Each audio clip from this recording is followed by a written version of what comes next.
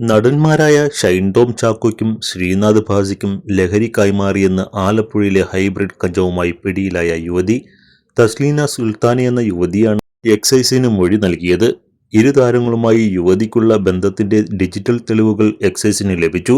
പിടിയിലായ യുവതിക്ക് സിനിമാ മേഖലയിലെ ഉന്നതരുമായി ബന്ധമുണ്ടെന്നും പോലീസ് കണ്ടെത്തിയിട്ടുണ്ട്. വിദേശത്തു നിന്നും എത്തിച്ച ഹൈബ്രിഡ് കഞ്ചാവ് എറണാകുളത്ത് യുവതി വിതരണം ചെയ്തിരുന്നു. എന്നാൽ ആലപ്പുഴയിലും വിതരണക്കാരെ എത്തിച്ചതോടെ എക്സൈസിന്റെ പിടി വീഴുകയായിരുന്നു. ആലപ്പുഴയിൽ നിന്നും 2 കോടി രൂപയുടെ ഹൈബ്രിഡ് കഞ്ചാവുമായാണ് യുവതിയെ എക്സൈസ് പിടികൂടിയത്. ചെന്നൈ സ്വദേശിനിയാണ് യുവതി. ഇവർക്കൊപ്പം മക്കളും ഉണ്ടായിരുന്നു. ആലപ്പുഴ നാർക്കോട്ടിക് CI മഹേഷിന്റെ നേതൃത്വത്തിലുള്ള സംഘമാണ് പിടികൂടിയത്. മണ്ണഞ്ചേരി സ്വദേശി ഫിറോസുമായി ചേർന്ന് വിൽപ്പന നടത്താനാണ് യുവതി ആലപ്പുഴയിൽ നിന്ന് കഞ്ചാവുമായി എത്തിയത്.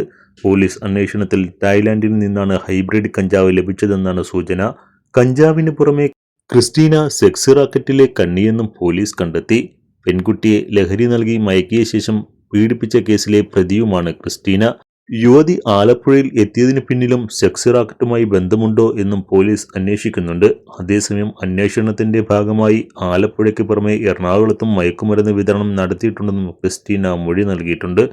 ഇവരിൽ നിന്ന് ലഭിച്ച ഹൈബ്രിഡ് കഞ്ചാവ് മാരക ലഹരി വസ്തുവാണെന്നാണ് എക്സൈസ് പറഞ്ഞത്. ഹൈഡ്രോഫോണിക് കൃഷി രീതിയിൽ തായ്ലാന്റിൽ വികസിപ്പിച്ചതാണ് ഇവ.